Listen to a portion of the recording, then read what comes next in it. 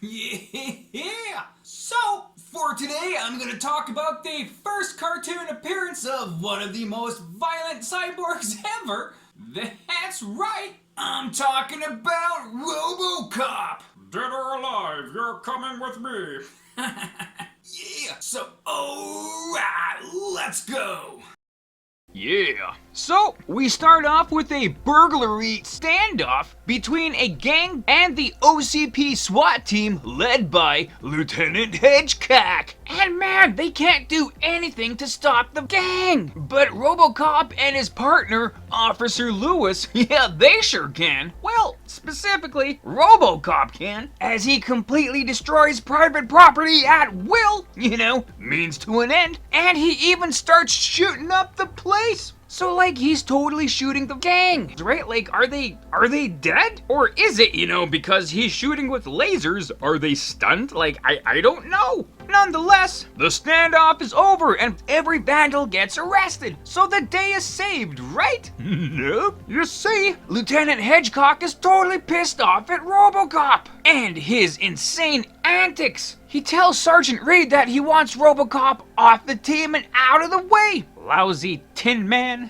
he says. Meanwhile, Dr. McNamara thinks the exact same way. RoboCop is a menace. Plus, McNamara wants RoboCop off of the street because he wants to push his own law enforcement creations and get paid wealthily for them. Much like his latest creation, the updated Ed 260. And for the demonstration to show how amazing the new Ed system is, this walking tank is being used as a traffic cop.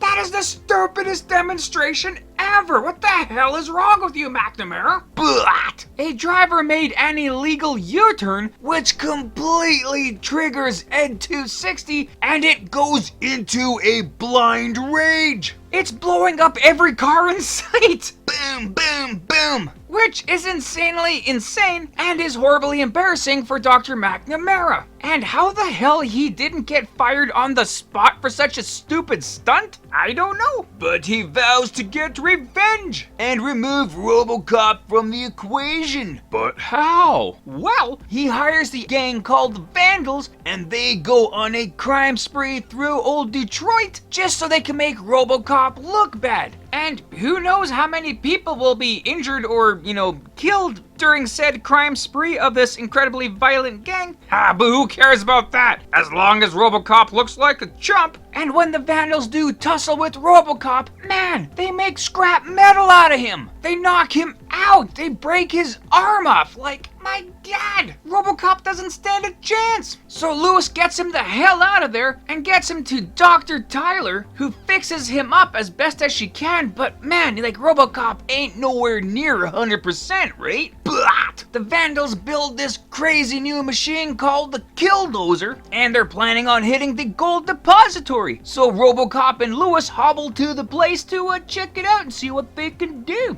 And you know what happens? RoboCop continues to get the bolts beaten out of him from the Vandals. It's like, that movie Office Space, when the guys are in the field smashing the hell out of that fax machine. Yeah. That's the Vandals on RoboCop, man. Poor guy. Like, he even gets run over by this Killdozer thing, man. It's like Looney Tunes style. He's embedded in the pavement. But he stands his ground. He shoots the exposed fuel tank on the dozer and boom! It blows up real good. And so too blows up are the chances of the Vandals getting away from this one, which they don't. They're all arrested, tossed in jail, and everything's all good. And McNamara's plans for RoboCop being turfed are halted. But it's all hip. The day is saved. And with that, that is the end of this series. RoboTale.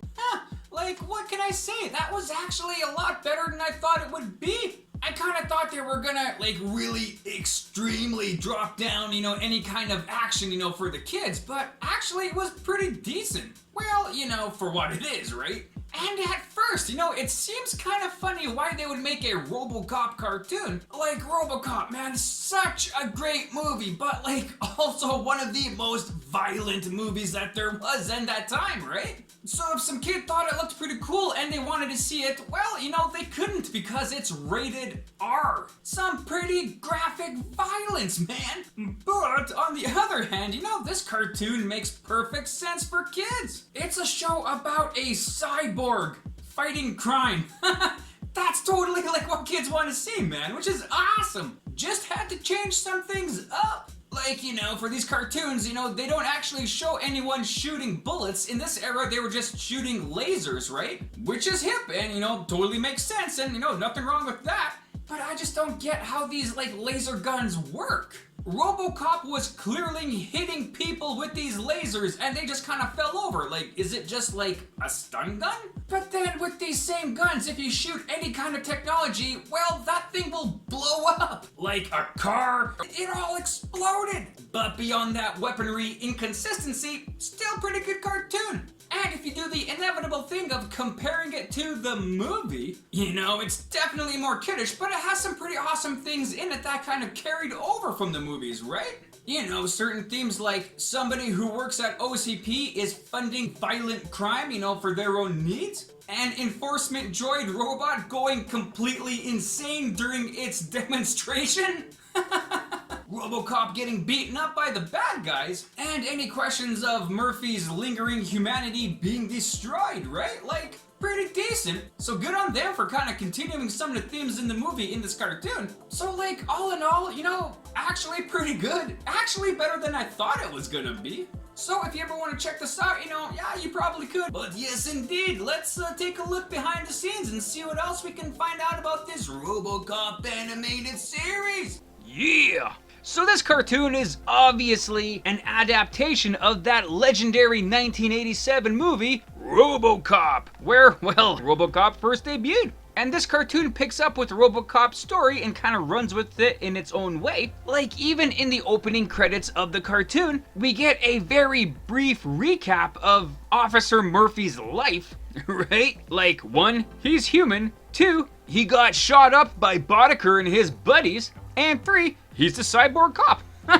Right? Simple and to the point. But with the cartoon adaptation of the movie, you're gonna have a lot of the other characters that came along for the cartoon ride. So, for example, you got, RoboCop, Officer Lewis, Dr. Taylor, Lieutenant Hedgecock, Sergeant Reed, Roosevelt, I guess, yeah, the old man, the newscaster Casey Wong, and even Dr. McNamara. Even though he played a very small role in the first movie, he was the head of the Ed 209 project, and in this cartoon, he doesn't let that Ed dream die, as he's trying to make the project better as it has evolved to the Ed 260, like we see in the cartoon. But it still has its psychotic problems, So maybe it's time to pull the plug on that thing. So this cartoon was part of the Marvel Action Universe television block, and it consisted of a bunch of cartoons from Marvel Comics like Spider-Man and His Amazing Friends, Incredible Hulk, New Fantastic Four, Dino Riders, etc., etc., etc., and I guess RoboCop. But unfortunately, RoboCop only lasted for one season as Marvel Comics was starting to run out of money and they couldn't afford this Action Universe television block. Quick little fun fact though, RoboCop was supposed to have 13 episodes, but instead they only had 12. The budget for the 13th episode went towards funding a pilot for the ill-fated X-Men cartoon, Pride of the X-Men. But as I say, when that came out, no money for Marvel, so therefore no more cartoons. But fret not, because there is so much more RoboCop out there than just the one movie and this one season of this one cartoon. For the movies themselves, as we all know, there was that original RoboCop trilogy, and so far at least, the one RoboCop remake. There was of course this animated series, followed by RoboCop Alpha Commando, RoboCop live action TV series, and also RoboCop Prime Directives. The RoboCop live action TV shows were actually Canadian made, so I guess you can really call him Robo Mountie. Dead or alive, we always get our man.